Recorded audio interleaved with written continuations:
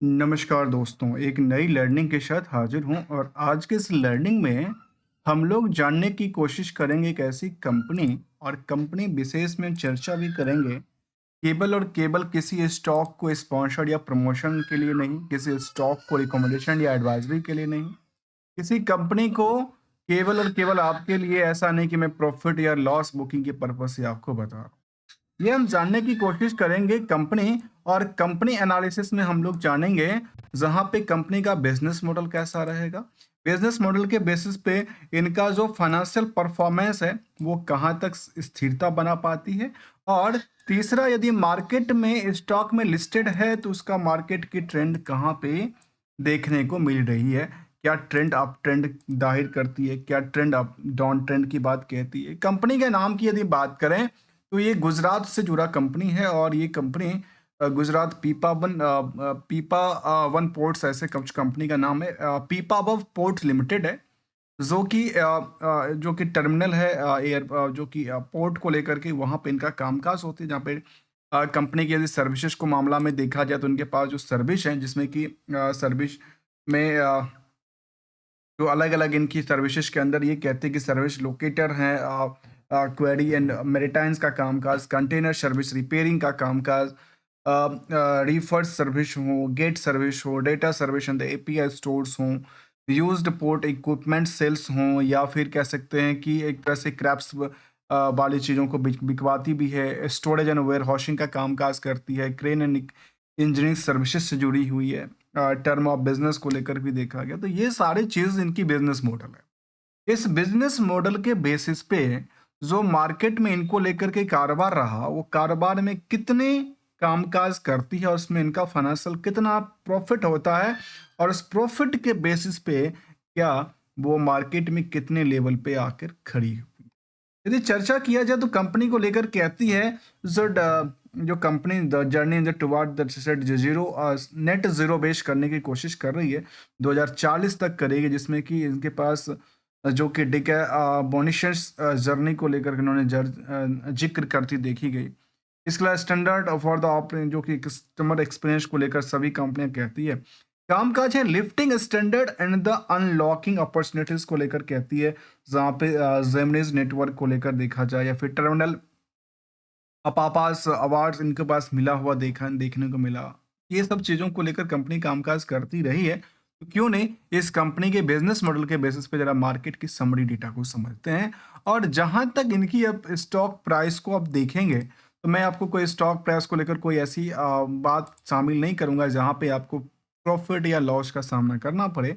लेकिन एक बात शामिल करूँगा, जहाँ से हम मार्केट में सस्टेन करने के लिए जो चीज़ें की ज़रूरत होती है, वहाँ पे एक माइंड मेकअप की ज़रूरत है, उसको हम चर्चा करने की कोशिश करेंगे, जिसको हम कहते हैं एक गोल्डन रूल्स।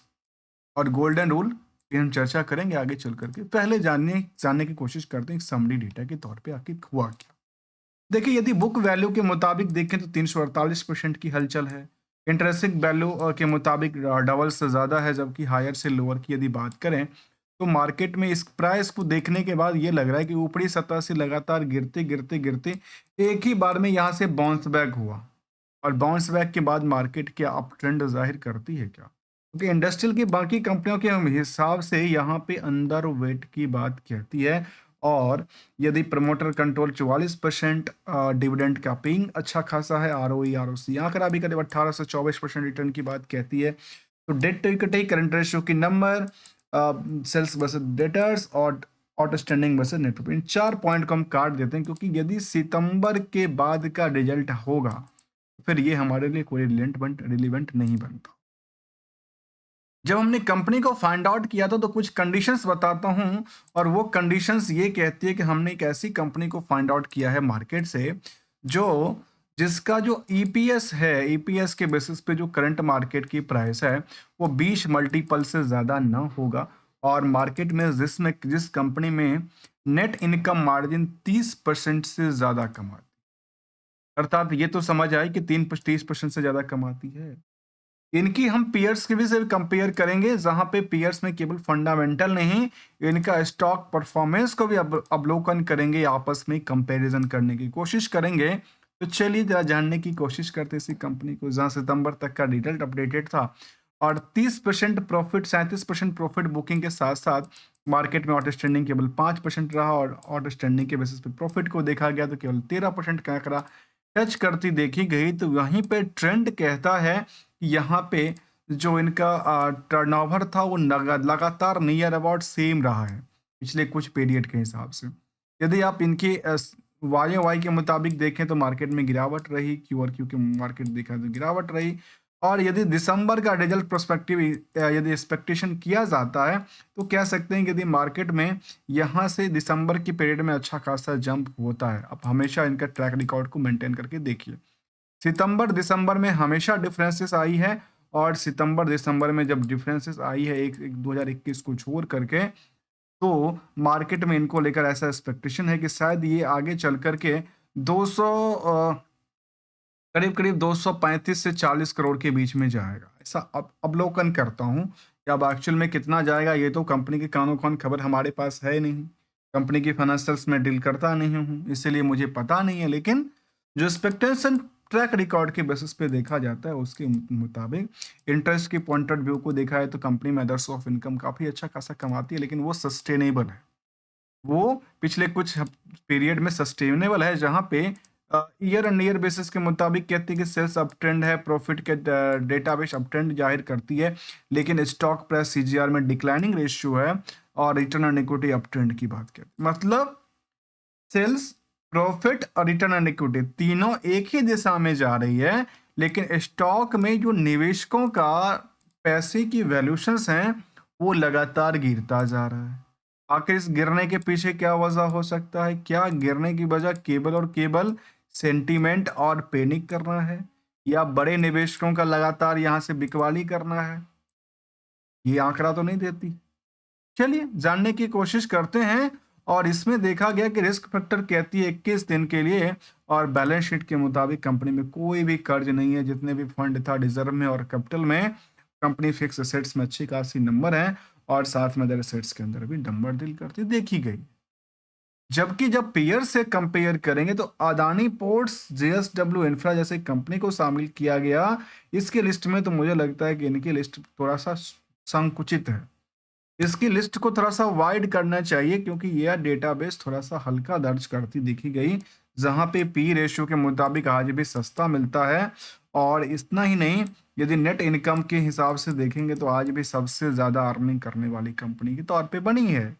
जबकि कैश मार्केट प्राइस के हिसाब से देखें या पी रेशियो के हिसाब से देखें, पूरे के पूरे मार्केट खाली है।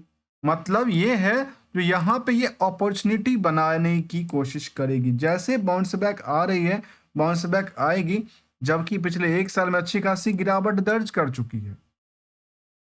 लेकिन जैसे ही बाउंस बैक क्रिएट करेगी, मार्केट नई आयाम के लिए फिर दोबारा चलने के लिए तैयार हो सकती है।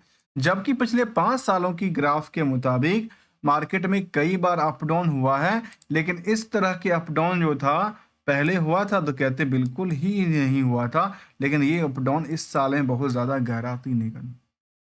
गहराती आई। अब गहराती आई तो पिछले 5 साल में अब ट्रेंड जाहिर करती है, लेकिन पिछले कुछ दिनों की चार्ट बेसिस पे मार्केट में कब से सितंबर के बाद लगातार बिकवाली बिकवाली बिकवाली करती जा रही। जबकि दूसरी कंपनी के पॉइंट ऑफ व्यू से यदि कंपेयर किया जाए पिछले एक साल के मुताबिक, तो इस कंपनी में गुजरात पीपावाव पोर्ट्स के अंदर 16% से ज़्यादा की गिरावट रही है, अर्थात बिकवाली रहा है। तो अदानी पोर्ट में लोगों ने 8% की बिकवाली किया, तो वहीं जीएसडब्ल्यू में 17% की खरीदारी किया। तो बाकी जो कंपनियां रही, जिसमें कि ड्रीम फॉग की बात करें, ऑल कार्गो टर्मिनल की बात करें, इन सभी कंपनियों में बिकवाली रहा।